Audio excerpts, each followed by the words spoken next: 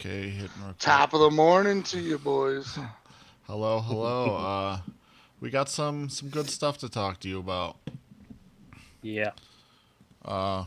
We interrogated some of your friends. Uh-oh.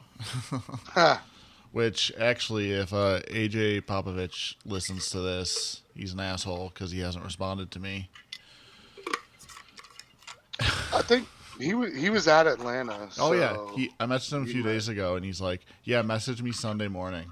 And it's Sunday morning, and he hasn't responded, so... probably hungover. Yeah. So let's just get into this. So welcome back to the Dangerous Nights Drift Crew podcast. I'm your host, Joshua Leatherbarrow. My co-host is Adam Bergener. What's up? And today we have a very special guest. I may butcher your last name, but our guest today is Dan Malvasio. Was it right? Ah, you nailed it. Oh, yep. Heck yeah, dude. For the people who don't know and the people who do, Dan has driven in Formula Drift Prospec. And hopefully that's okay. That's kind of what the meat and potatoes is for this podcast. Yeah, sure. I'm up to talk about anything. Because a lot of people think that kind of goal is like super obtainable. And I feel like it's not. Yeah. Well, I don't know. Where do you want me to start? No, we'll get to that in a minute. But before we get to that, let's talk about how you got into drifting and like what drifting is for you. So yeah, for sure. I'm coming to realize that you're kind of a Mazda guy. Is that true? That is once was true. So, yeah, before I got into drifting, I was a rotary nerd and loved rotary engines. And then I was building an FC at the time, and I also was like, I had a RX-8 Renesis, and literally that's how I got into drifting. Was like one week, and I was like, fuck it, I'm gonna weld the diff. And then we went to Evergreen, and that was like, I mean, you guys know how it is. That was a wrap. You know, once I did it once, I was like, okay, this is what I want to do now. Yeah, you do it once, and it's the greatest thing in the world. Yep. Yeah. But yeah, I have since realized rotary engines, as cool as they are, they suck, and they're stupid expensive now. And yeah, no, I'm beyond that. So besides being like expensive, like what transitioned you into BMWs? Honestly, I think I blew up my rotary engine and was looking for something. It was actually 2018. I had already signed up for like summer mats, but I don't think they were called summer mats at the time. I think it was just like, a Drift Pahoney event. Yeah, I think so. And I needed, like, I was already signed up, blew the RX-8 up, and needed a car. And like back then, you could buy an E36 like on coils with an angle kit. I think I paid like $800 for it. So that was like my in to BMWs. And honestly, I'm not a BMW guy, like, at all, but they're great drift cars and they're somewhat inexpensive. So I guess in a roundabout way I am, but like, I don't see like a cool E46 going down the road. I'm like, oh, that's a nice E46. Like, it doesn't do it for me. But if it's on the track, that's one thing. Then I'm like, oh, it's a sick E46, Yeah. I agree with you on that one. I don't think I've ever seen a BMW and been like, yeah, I need that. Yeah, right. Like from like a tuner mindset, like somebody that's into cars, like BMWs are arguably ugly, like almost all of them. That might be a hot take, but like you know what I mean. Like it doesn't look great. It looks like a car you drive to work, but Yeah. they True. do work good as drift cars. Yeah, but the price of them now is like S chassis money almost. So I was an E36 guy, and then you know recently I've just been buying E46s, just because like soon that's going to be the new E36 price, and then like I often think about like what's next, like what after the E46s get too expensive and get all crashed and parted out, like what's the next chassis. And it's funny I'm talking to you because I think the 1 Series is going to be the next like E36 or E46. I've See, been looking for one, but I haven't found one yet. I hate that, but I like But love I'd that love to know idea. your opinions on like how it actually, how it feels to drive. See, But when I bought this car, I never planned to drift it. Like that was never like the thing. I was like, I need a cool daily because well, you have my bus now, and like I was daily in that for a while, and you're dailing the bus? dude, dailied it through the winter, Hell and yeah. like I didn't need like a place to live or anything. I wasn't living in it. I was just dailying a Power Stroke 7.3 E450, and like for people who are listening to this, it's like the long one, not the short bus, but the long short bus. And I don't know, I just needed a vehicle to drive, and I had the bus.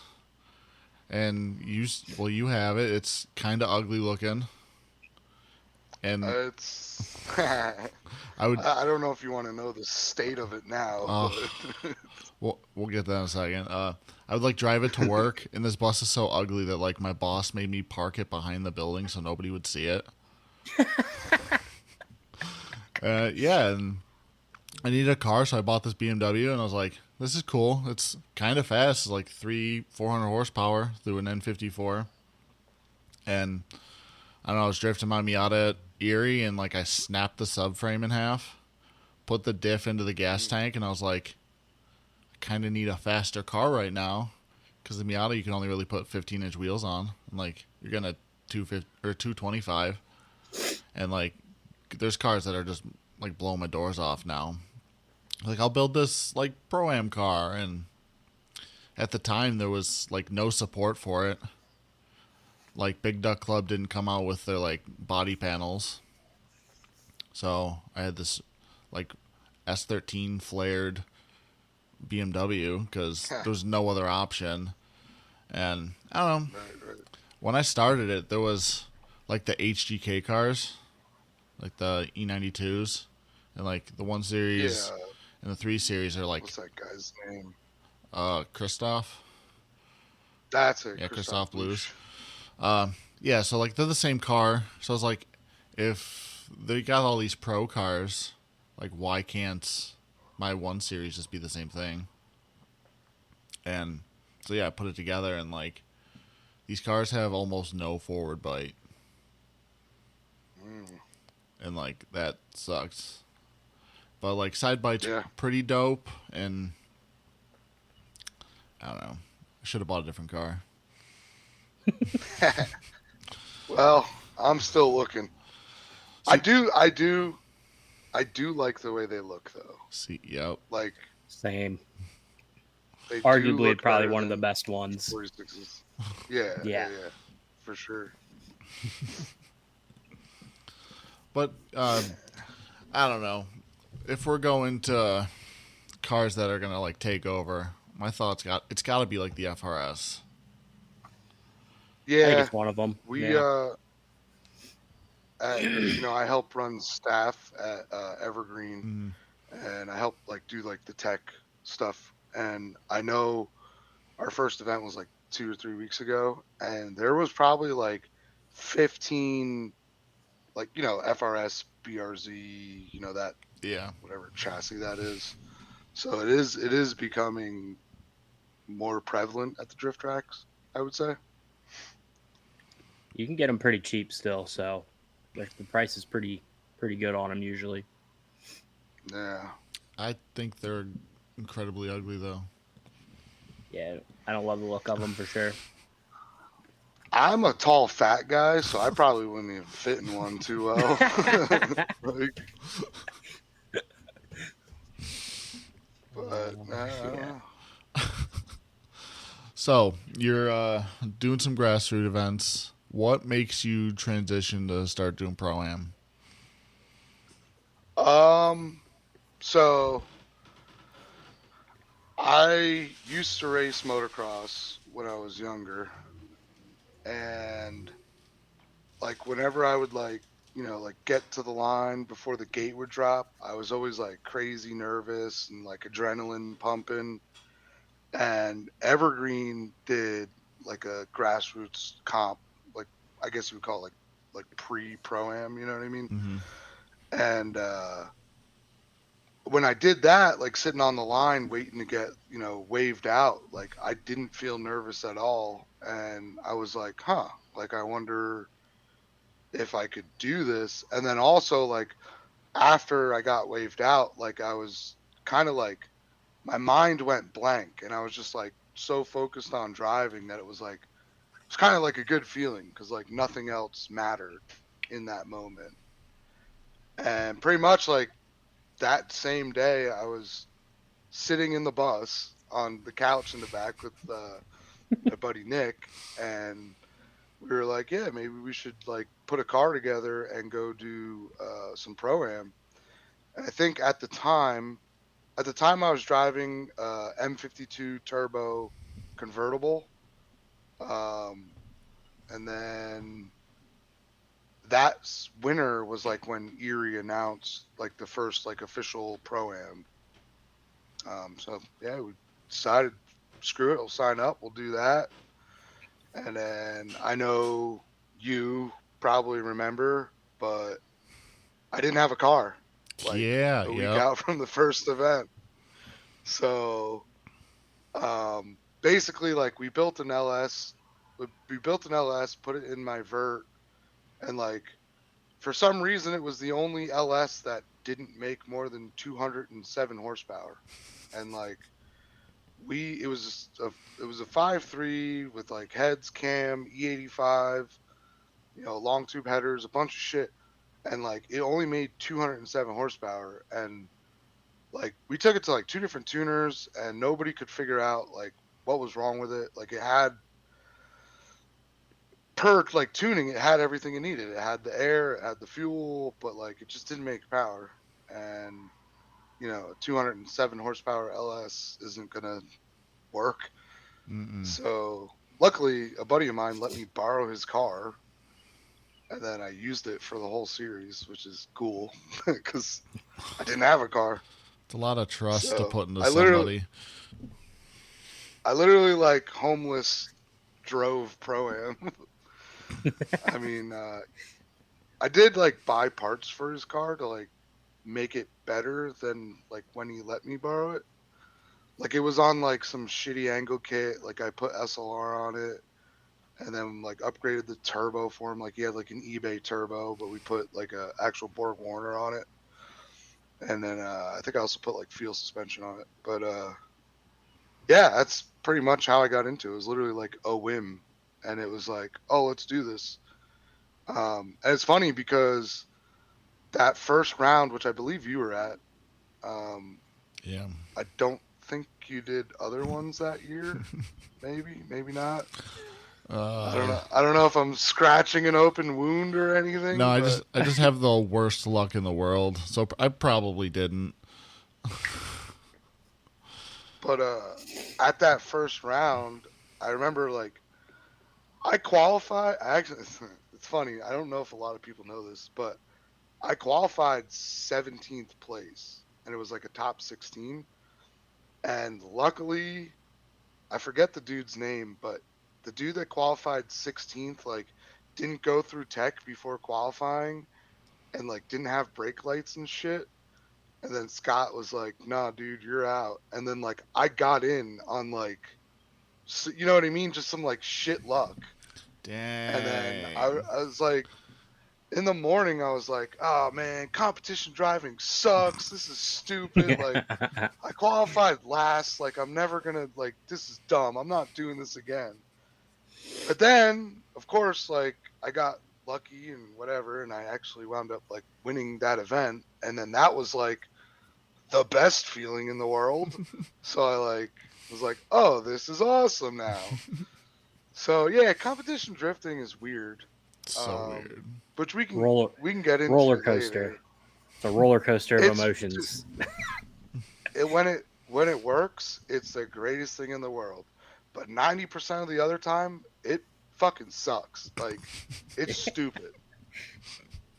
Yeah. Um, and that's I'm not even talking like on FD level. I'm talking like in general. Like you put yourself through a lot of stress, a lot of struggle, financials, like even in pro am, and even if you're doing like gamblers or like a clutch case, like there's just so much stress involved that like it honestly takes away from the joy of drifting.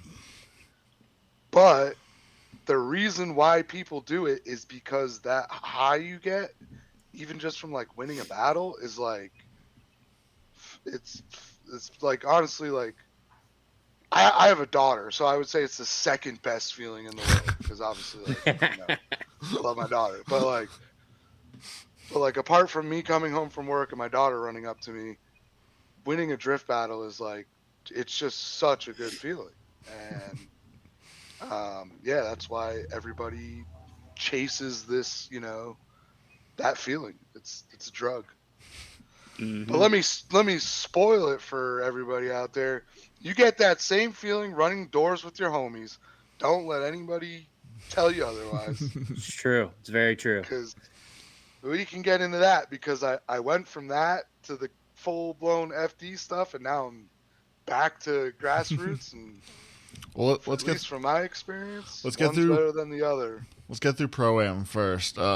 So round one accidentally did very well, Yeah, and then it rained before the first battles, and I think that's what helped me because I drive pretty good in the rain. love driving in the rain. I do too. So do you remember round two then? I know it was a Yeah, while ago, I but remember everything. oh, perfect. Yeah, yeah. Round two was not the greatest. Okay, so hold on, pause here. Truth time. As as good as I can drive a drift car, I'm terrible at driving stick. So, like, I'm actually like really bad at driving stick. I don't know why. Like, I can clutch kick and drive a drift car, but like when it comes to shifting gears, I'm terrible. So, of course, round two, my first battle was Eric, I think, with the 350Z. I think his name's Eric. Yeah, Eric Russ. Um, Yep. yeah, Eric Russ. Yeah, Mm-hmm. yeah. And I freaking misshifted on the run up, like couldn't get it in the third gear, and then luckily for me, he spun out then, like on the other half of the battle, so it went one more time, and then like I think that next battle I like started the car in third gear because I was just so scared of like not shifting. I'm telling you, I'm so bad at driving. Everybody makes fun of me for it. Like, even on my like road car, like I'm like the car's always like lurching and bucking, like whatever. But yeah, I like started the car in third gear, like slipped the clutch the whole way on the straightaway, and then I won that battle. Eric's a cool dude. Mm-hmm. But then the next battle was against what's his name, Chad Anderson, one Ooh. of the Bobby's crew guys, Yep. Shredder. and it was a little bit of a little controversialness that went on there because he had like blown off the track and almost came to a stop, and like I basically had to like completely stop and lose drift, and they made the call that I'd won the battle based on that, like whatever lead versus lead, mine was better. And then in the chase, it was like deemed that he was at fault for, basically, screwing up the chase or whatever. And then like I was, whatever, 20 minutes later, I was lining up to go against, I believe it was Shorkey.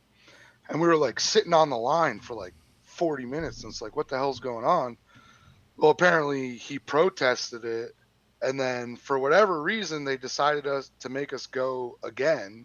And then it's stupid me. I freaking misshifted the car again and lost the battle. But actually, there might have been 2 battles I won. Because I know that event I finished, I think, 4th. Or something like that. Or no, never mind. No, I didn't make it past the grade 8. But then, yeah, so that was round 2. So, like, he obviously beat me. Like, I didn't shift my car right, like you should. But, so nothing against Chad. I love Chad. Chad's a great guy. Like, but, and I get that too. Like, protesting. Like, some people complain about protesting, but, like, once again, you spend all that money to do it. Like, if it's something legitimate and you might have a case, like, yeah, there's nothing wrong with protesting. No, absolutely do it. It's just when you're somebody like Nate Chen that protests every battle, that's a little too much. But I don't really like that guy. Unpopular opinion, yeah, we all don't like him. So. Oh, okay. I wasn't even saying that necessarily to throw shade, but it's like a known fact that he literally protests every battle that he loses. But yeah, that was pretty much round 2. I don't know if you want me to like go in around. Oh no, keep going. Yeah. So round 3 was the big money one, like big payout or whatever, and like. That brought out a bunch more people, like Troy Manners showed up. I think a couple other, like, bigger dudes came up. Once again, I battled, I forget who my first battle was. And then it was, like, Aaron Spiegel. And then whatever it was, it was the top 4 battle. And once again, on my chase, I misshifted on the straightaway. It was round 3 that year was like the full bank. Yep. And I misshifted on the straightaway. So like I still like drifted the whole bank and was high up, but it just looked terrible because I literally like pulled out, almost like came to a stop, and then like got going again. And then in the chase, I freaking misshifted again, coming off the bank. So that like, created a huge gap. I'm telling you, I'm terrible at driving stick. And it's funny because my joke is always like the battles I lost in Pro-Am was from me not shifting. Like that was like the one thing that held me back. So that one, it wound up, like Shorkey went on. I think Shorkey won that one. And then it was like Troy Manners second and the other Bobby's crew guy. Mike? Yeah, Mike Steele. Mike Steele. Yeah, Mike Steele. I think he like got 3rd or something like that. And I got 4th place, which was cool because that honestly 4th place in Erie Pro-Am Big Money Comp pays more than the FD does in prospec. So that was actually kind of cool because it was like, it actually like paid for my tires for that weekend. And then, so that was like round 4.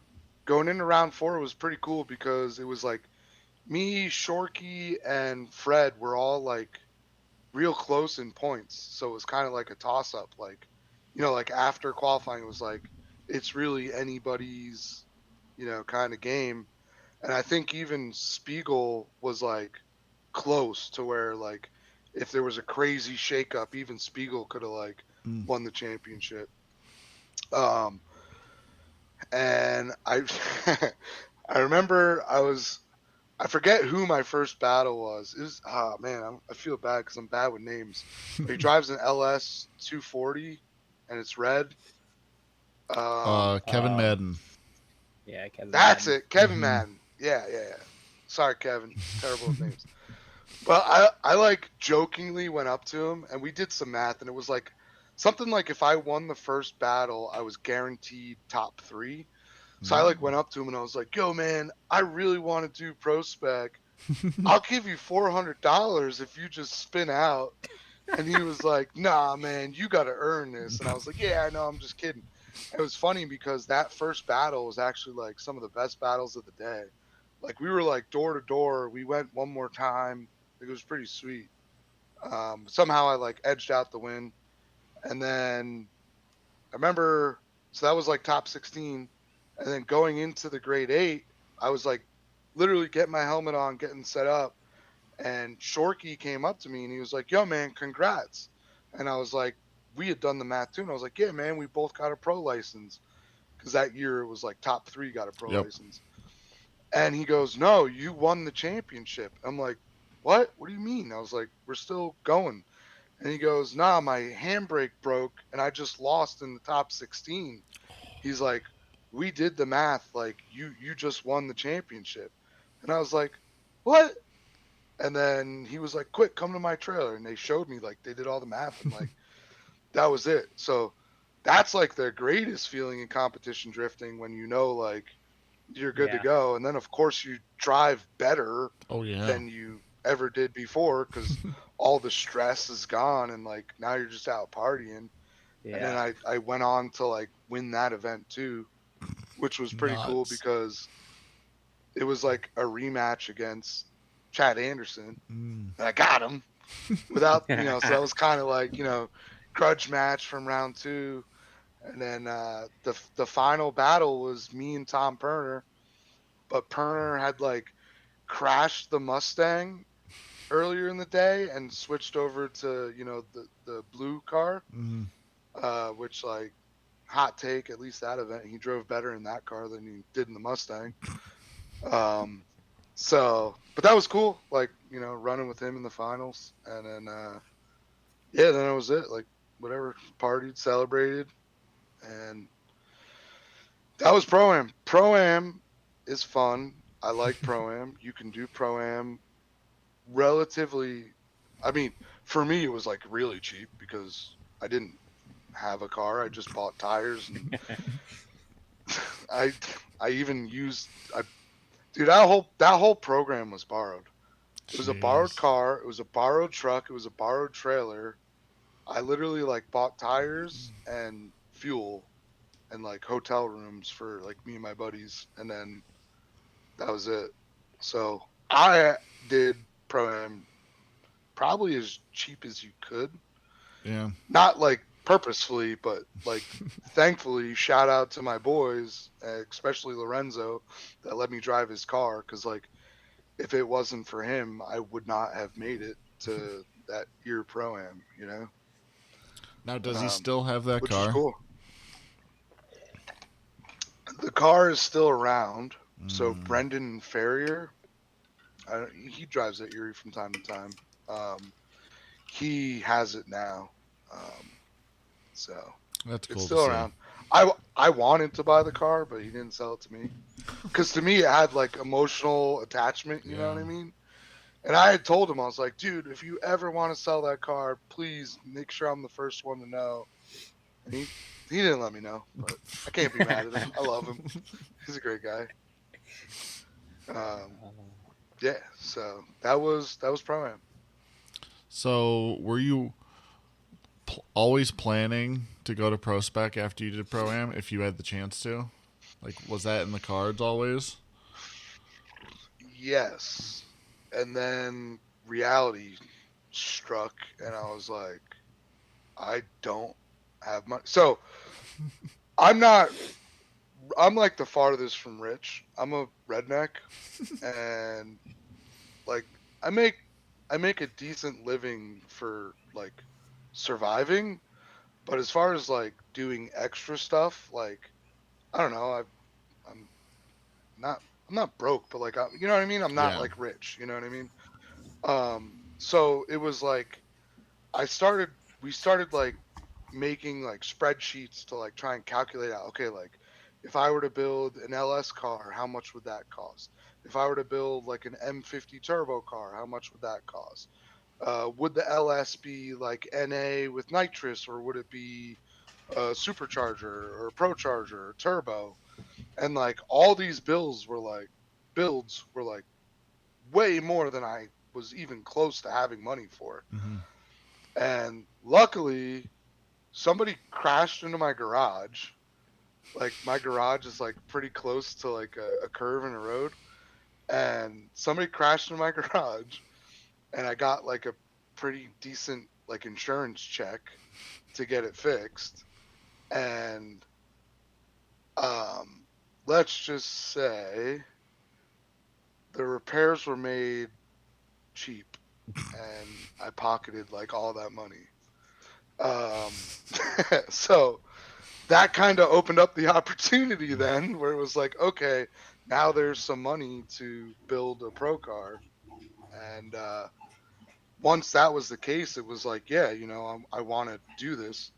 And I will say, like, I was 100% wrong when it came to like estimating the cost of doing it, because like I was comparing it to like how much Pro-Am cost, like not even realizing, Erie was like a 5-hour drive for me. Utah is a 36-hour drive for me. Like, that's a lot of gas. And like, I Oh yeah. didn't, you know what I mean? Like, whatever, call me stupid, but like, I didn't, factor all that in properly. But so, like, yeah, like, I guess you could say, like, immaturely, that was always the plan, was to like go right into FD. And matter of fact, after Pro-Am finished, because like I said, that year 3 drivers got a license. Mm-hmm.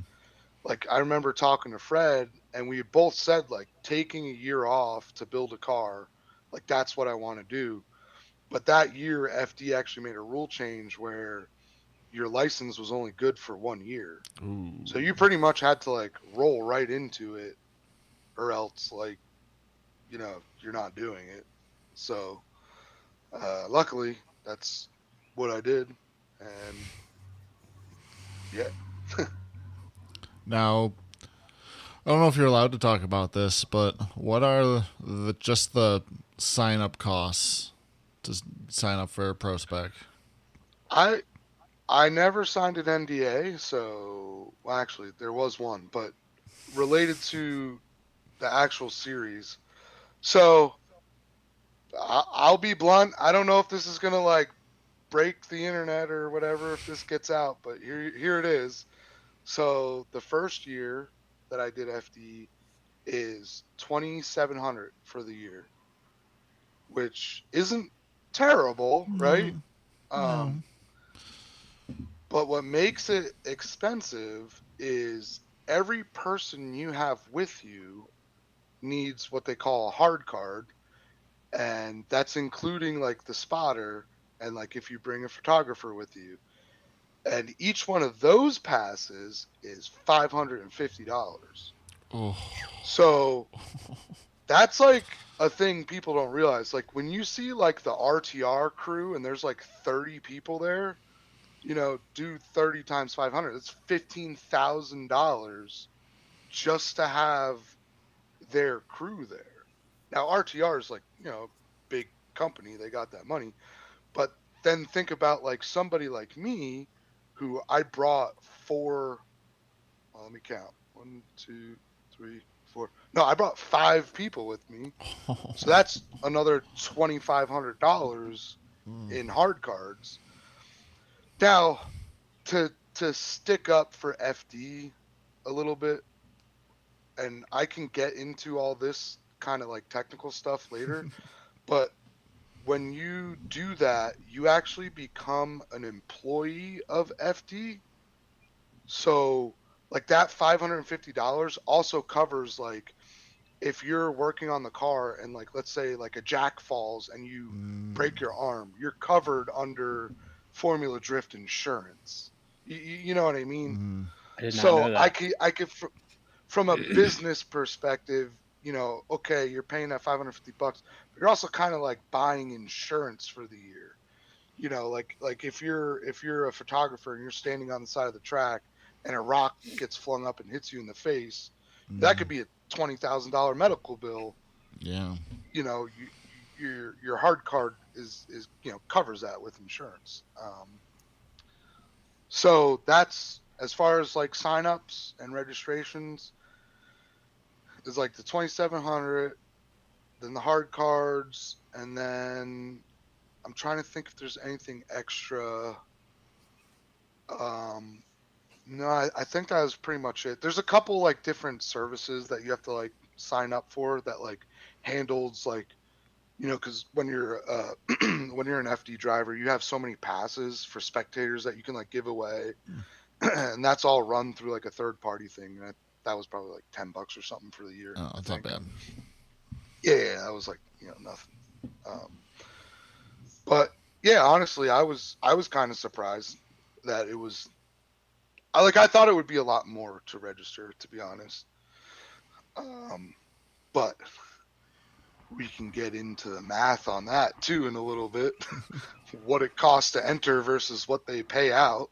Oh which yeah, isn't a secret. Go right into that. Let's hear it. Yeah. Well, so I can't speak for this year because I'm not doing it this year. But if you win a prospec round, first place, it's $2,500.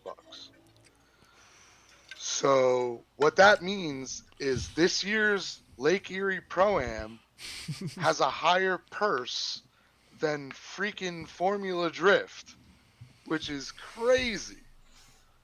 Yeah. So it's like $2,500 to win a round, and then if you won the series, it was I think 10 grand. So Yeah. Yep. like all in all, you could win 20,000 from FD, and then there is a bunch of companies that like when you're there you can sign up for that do contingency stuff. So like for example, I think MSD did something where if like you ran MSD stuff and put a logo on your car, like and you placed a certain way, you would get money. FCP did like I think it was like $2,000 for the year. Whoever like finished the highest driving a BMW with FCP parts. So like, but like all in all, it was like if you literally won everything in prospec, you probably walk away with like $35,000 total. So now you start doing some math and figuring it don't cover much. No. So what were you paying per tire? The years I did it, it was 130 per tire. That's not bad. It's not bad. So and that includes what made it nice is race treads. Literally, like you would call Frank a week before the event and say, "Hey, I want X amount of tires." Pay him, and then they literally bring the tires to the track. They change them for you all weekend long, and then they take all the scraps tire. So like that 130 did include, more than just the tire. Yeah. But you are locked into that tire. So there's no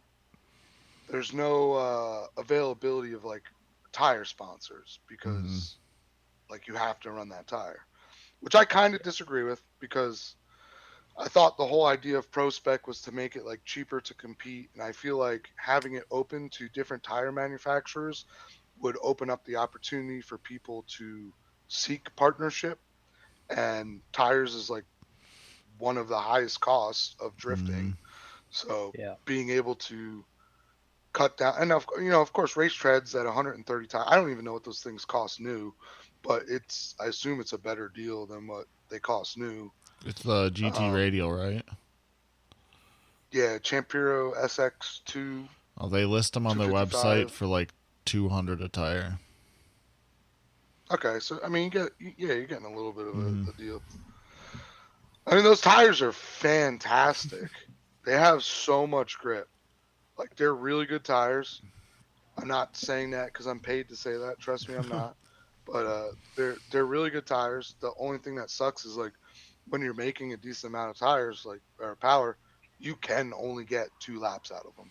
Like don't plan on driving like a Matsuri event on GT radials, or at least those ones, Yeah. because you're literally going to be changing tires 3 times in a session. You know what I mean? Like, Yeah. Oh. but they're so super grippy. Like if anybody's, it's a little secret shout out to everybody doing Lake Erie Pro Am this year. If you make above 400 horsepower, run the GT radials in the rear, you'll do great. I don't want to Uh, discredit that, but you can't. No 200 tread wear. oh, Oh, you're only right. 300 Yeah, tread you're wear. right. Yeah. You're right. Mm-hmm. I'm sorry. Scratch that. Actually, yeah, I forgot people. about that change. Yeah, people running it. Yeah, bring those tires. Yeah, do it. See what happens. Yeah. But no, they're good tires. Mm-hmm. Super grippy. So, what did you have for a prospec car then? What did you build? So we did E46. Okay. I got I got the car for free from a buddy of mine. Thanks, Jack. He gave me the shell, and it had a roll cage kit, not welded in, but like he had the kit with it too. He just gave it to me, and I was like, Dang. "You're the man." Love Jack, That's good friend of sick. mine. And then so like before I got into drifting, I don't know if a lot of people know this, but like I owned my own fab shop. Mm-hmm. I did like turbo manifolds, roll cages, whatever. So all the fab work on the pro car I did, which helped save a ton of money. Mm-hmm. Yeah. So did the roll cage, did all the chassis work, which is like, tubing out the front end, tubing out the rear. I didn't seam weld the whole car because I don't believe in that. I like a little flex in my chassis. And then we settled on a Pro Charged LS for the power plant, and it was like we went through 2 motors before the first round, so I had bad luck going into prospec my first year. But the first motor was like 6-liter punched out to like a 6.2, heads, cam, pistons. I didn't build it, so I don't know like all the details about it. I'm not like a V8 guy that knows all that shit. Like it had some sort of cam lift and duration, but I couldn't tell you what it was. Yeah, and then I bought a Pro Charger off my buddy that used to drag race, and so like that was pretty cheap, which was one of the only reasons I went Pro Charge. I sent it out to Pro Charger and got it rebuilt for like a couple $100 or whatever. It was a D1 SC Okay. Pro Charger. And like anything else about the car, like everything else was pretty much like as cheap as it could be. So like no fuel cell, like stock fuel tank with a rear firewall, because like it was cheaper for me to build a rear firewall than to buy like a fuel cell. So that was pretty much like the whole mindset with that car. It was like as cheap as possible. Like the exhaust was dual 3-inch pipe that like I got from a job site. What else? I had FDF angle kit on it, fuel suspension, because I was working with both of them through Pro-Am. Mm-hmm. So I got a discount. And then everything in the car was Link ECU, because when you won Prospec, you got the Link ECU, and then they reached out and offered me like 50% off on all their stuff. So, I had like the race dash thing, and then actually the car ran on PDMs, which was sweet, because like there was no fuses or relays in the car. But that actually caused the first motor to blow up, because we didn't program the PDM properly, and it had had a rear mount rad and like an electric water pump, which I might not say that stuff because like for like normal drifting that is pretty cool, but like that's like standard in FD. Oh Like yeah. if you don't have that stuff, like you might as well not show up. So sorry for like some people, like it feels like I'm leaving a lot out, but like yeah, it had a rear mount, it had an electric water pump, all that cool stuff. But anyway, the PDM was programmed wrong, so the water pump never turned on when it should have. And like first day testing, the car was ripping, it felt great, and water pump never kicked on. Motor overheated, wiped out bearings, bunch of other damage, and then we like overnighted a bunch of stuff from Summit to rebuild the motor, rebuilt it, fired it up. Like it was like the next weekend, fired it up, and it was still like glitter in the oil pan, like no oil pressure. It was real low. And then, so here's where the story gets cool. This is all. The second motor was blown up a week and a half before I had to leave to go to Atlanta for FD. So I was like super upset, like, oh my God, my FD career is over before it even begins. And I like didn't think I was gonna make it. And a dude I work with was like, hey man, is there anything I can do to help get you there? And I was like, the only thing I can do now is go get a junkyard motor and just slap it in just to make it to the event, but I'm out of money. And he literally like pulled out his checkbook and wrote me a check for like $1,500. And he was like, Damn. go get a motor. Like local to me, we have like a place that like, it's a junkyard, but they pull like running truck motors and shit. So like they had like a 6-liter out of an express van for $1,500. And I was like, yeah, dude, thank you. Like I should be able to make it now. So shout out to Alex. Thank you, Alex. So we went, got this junkyard motor. It was out of a Chevy Express van, 220,000 miles on it, and literally did not open the bottom end. Like pulled the heads off, put the heads in the cam in that I had, slapped the Pro Charger on it, and bolted it up. But while we were bolting it up, so I also had a dog box in the car. Sorry, I skipped over that, but yeah, I had a dog box and a Winners. That I can get into that. I paid the guy back now, so I'm okay saying it now. But as funny as this sounds, another dude I work with, which he's kind of like a millionaire, so I don't care. No. But he has money, and he was just like, I told him like I need this stuff to do this pro stuff if I'm ever gonna do it. I was like, is there any way you could pay for it, and like I'll pay you back, not this year, probably not next year, but like in a couple of years I'll pay you back. And once again, like we got a purchase order from RTS for like $16,000 for trans, rear, axles, everything, and my guy at work like paid it. So That's I nuts. since paid him back. But so anyway, long story short, sorry, I tend to blab on. It's but okay.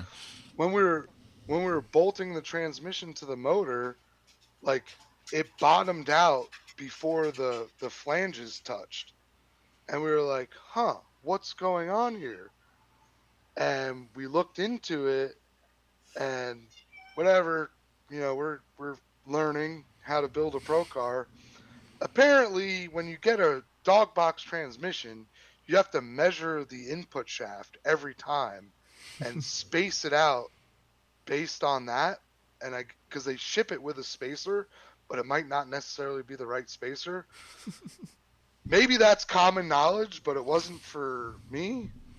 So really, what we think is that those first two motors were blown up because the input shaft was pushing the crank. Ooh. So essentially, it was like wiping out the thrust bearing, because it was always like the rear cylinders that were getting, screwed, which makes sense from oil pressure standpoint. But anyway, so we figured that out, and then luckily my buddy at the time had a CNC plasma table, so we like, I drew it up in CAD and cut the plate out and literally painted the car the night before we left for Atlanta, to the point where the paint, when we pulled the car into the trailer, it was still tacky. Oh. Like the paint was drying on the drive down to Atlanta. So yeah, that's that was the car, E46, 220,000 mile Chevy Express van motor, bone stock bottom end. Beat the crap out of it for 2.5 years.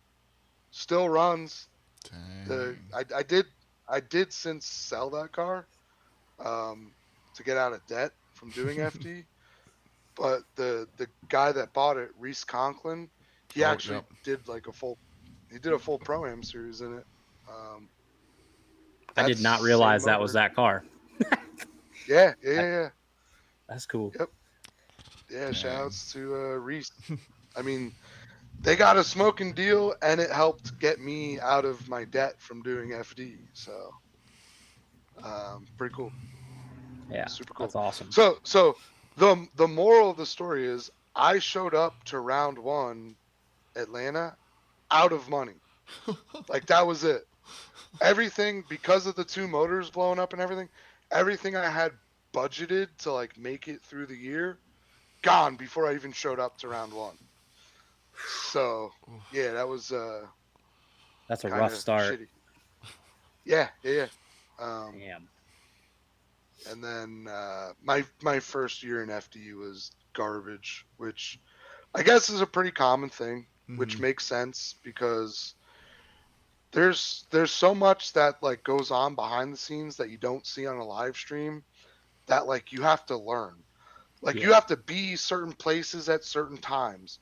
You know, you it's not like going to your local track where like you can just go out and walk the track. Like there's like a 20-minute slot where it's like, now go walk the track. If you miss it, you're out of luck. There's like different meetings you have to go to, like drivers meetings, and then there's a whole meeting for judging. Like it is cool. They do. A lot of people that watch the live streams question judging calls all the time. And from the outside, that does make sense.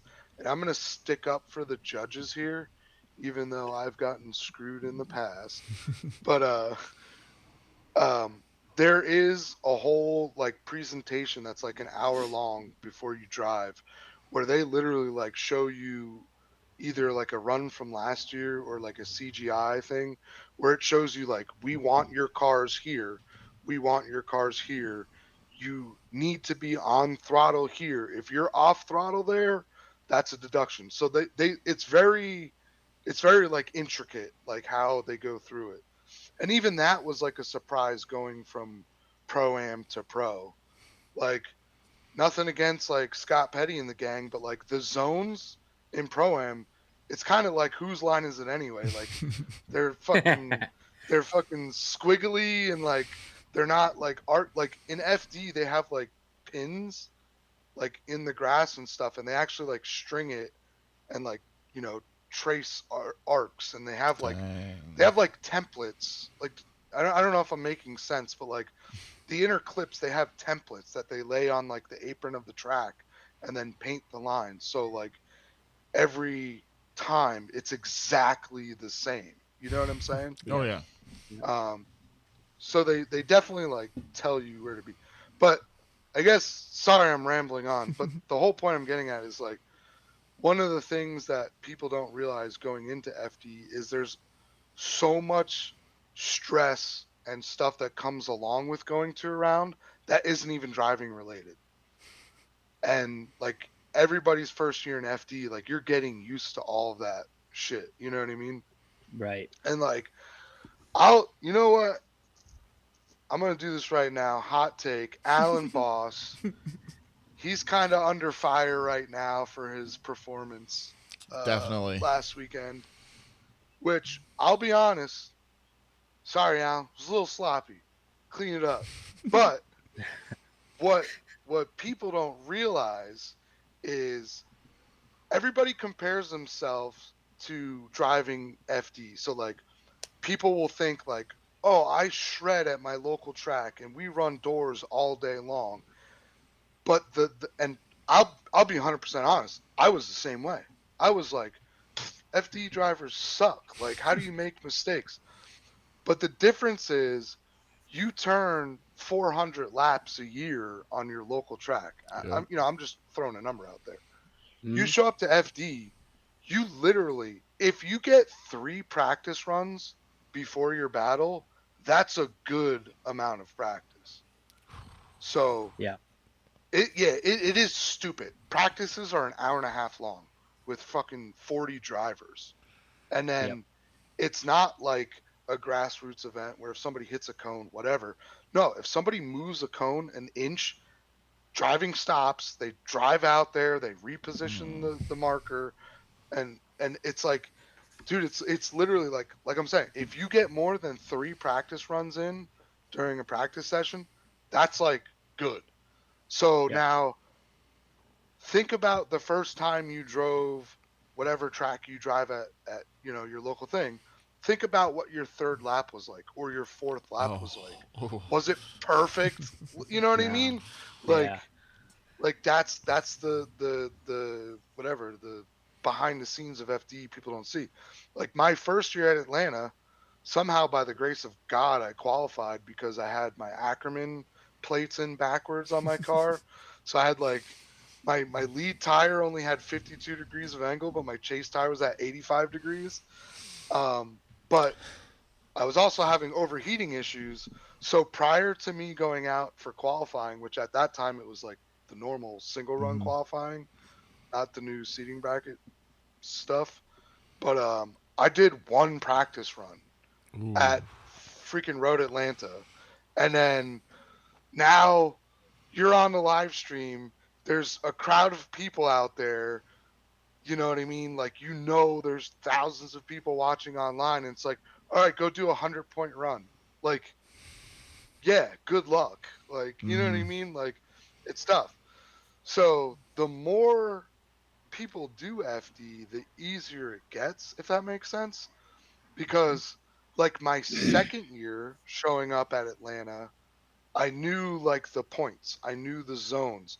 I knew what time I had to be at different meetings and what time autograph signing was and where autograph signing was. And I knew where the pit road was and how to enter the track. You know what I mean? Like, so it was a lot more relaxed. And like even my first practice run my second year, that was like full blown clutch kick, flick entry down the hill, full throttle. Whereas like my first year was like, oh my God, I'm going to be entering fast. How do I, how long am I going to be holding the e-brake, yada, yada. Mhm. You know what I mean? So like Yeah. the more you do FD, just think about it that way. Like the people like Kelsey Rollings that have been doing it for 7 years or whatever, she's driven Atlanta probably 50, 60 laps. You know what I mean? So Mhm. there's kind of like a weird thing there that is unfair to new drivers because you can't you can't go practice at Road Atlanta. You know what I mean? Yeah. Like, Yeah. um, yeah, I don't know. So that's kind of my rant about why people suck their first year in FD. I guess kind of Yeah. sticking up for myself because I sucked, but um, that and also you go from whatever grassroots or pro am car you have to a hooked up 800 horsepower car, which is kind of like driving a completely different car. Mhm. Yeah. So yeah, that's all I gotta say about that. Well, thank you for all that. That was very informational. But Yeah, sorry, rambled on. no, it's okay. But Ah, that's good info. at the end of every episode, we do this thing where we ask Facebook to give us some questions to ask you. We're just gonna run through those real quick. Fire them off. All right, first, Joel Merritt says, this isn't a question, he just says this. Please do not talk about BMWs. Womp womp. Pretty much did that the whole time. Oh yeah. All right. Yep. All right. Next question. Jeffrey Quinn asks, "How much did the FD season cost per round / whole season? Interested in what a grassroots underdog." We already answered that. Jeffrey, if you're skipping, I can give a definitive number though. If you're no, interested. let them do the math.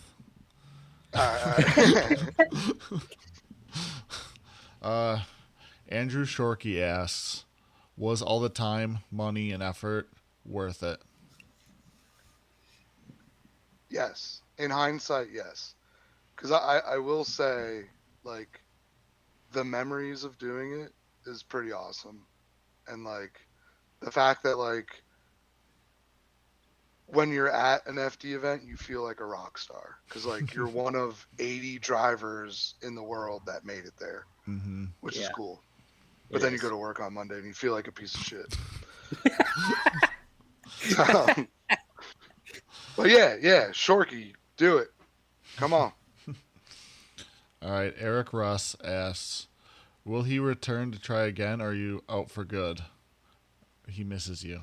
I will. I'm definitely doing Erie events this year. Okay. Not pro-am, but I'm definitely coming to drive. I didn't in the last 2 years because I was literally out of money. So, but yeah, I always since like 2018, I always drove all the Erie events. It's just the last 2 years I ran out of money. So That's yeah, fair. I'll be back for that. As far as going back into FD, I recently did open up a business again where I'll be making parts for BMWs. Um, so website will be live soon. Stay tuned. But I mean, if that takes off and I have money, then yeah, I would love to do FD again. It's literally just a money thing. Is my Okay. issue. I mean, obviously, I would have to like win a license, so that could be difficult. I But don't know. You did it once. I bet you yeah, can do it again. yeah. All right. I don't know.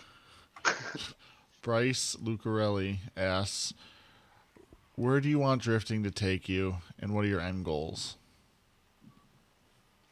Now I'm just back to doing it for fun. Okay. That's really it. Like I drove that last Evergreen. Oh, man, I hate rambling on, but just let me give you a little short story. After 2 years of 3 years of doing competition drifting, over the past winter, me and my buddy built 3 E46s for 3 of us, like me and 2 of my buddies. And they're like pretty basic, like angle kits, coilovers, roll cages, stock power. And Saturday night at Evergreen, we were running doors all session long and like literally like parked the cars and like both of us started crying like little babies because we hadn't done it in like 2 years. And it was like, hell yeah, this is what drifting's about. Yep. So I'm back to that, running doors with the homies, running wide lines, running cars loose, and just having a good time. Good. Good. So that's where I want drifting to take me. Oh, I'm gonna butcher this dude's last name. His name is Anthony. I think it's Gay Man or Gay Man. Yes. What's Oh no, it's Anthony Gaiman. That's okay? his name's Okay. Ogre. Yeah, he's an Evergreen guy. Okay. Yeah. What's a piece of advice you wish someone had told you early in your drifting career that you'd like to pass on to those who are new in the sport? Like competitively or Anything. just for grassroots? Competitively, have rich parents. For grassroots, just have fun with it. Drive. I would say start out driving a lower horsepower car, Mm-hmm. and then work your way. Like, don't start with 700 horsepower. Keep it simple. Yeah. As far as competition, if you don't have the money, you don't have the money. Like, Yeah. that's all it is. There's that saying, like, to be a millionaire in racing, you need to start with $1 billion or something. Yeah. Like that. Yep. That's true. You It walk is. through the paddock at FD, and it's literally just a bunch of rich dudes. True. But, True. yeah. There you All go. right, we got one last question from Scott Petty, and he asks, "What's your best story from staying overnight at Evergreen?" At Evergreen? Yeah. Well, sorry, Scott, but my best story is actually from Erie. Oh, tell that one. Absolutely. Yeah, so it was like fall mats, maybe 2019, I think. And, you know, I mean, you guys know how it is. We were all drunk, Mm-hmm. late night, partying. There was Roman candle wars going on. And Oh boy. my buddy Jason caught one right. Okay, for whatever reason, he was running around naked while we were having Roman candle fights. And he caught the Roman candle thing like literally straight in his ass cheeks. And it was the greatest thing ever. He couldn't sit for like fucking 3 weeks. Yeah. Yeah. I don't know. I hope Lake Erie still gets wild like that at night. But that was like that event. There was like a DJ and shit too. Oh, It's pretty crazy. yeah. That wasn't supposed to be there. The guy just set up. Free entertainment. Cool. Yeah, the guy just brought all of his DJ stuff, set it up on track, and like a bunch of the neighbors like called the cops. Fuck him. That was awesome. Yeah. But yeah, that's probably one of my fondest track memories. All right, I'm gonna end it there, boys. For everybody who's still here listening to this, thank you for listening. Thank you, both of you, for joining me on this episode. And Hell yeah, hopefully it was entertaining. oh, definitely. Definitely. So yeah, thanks for listening, guys, and goodbye.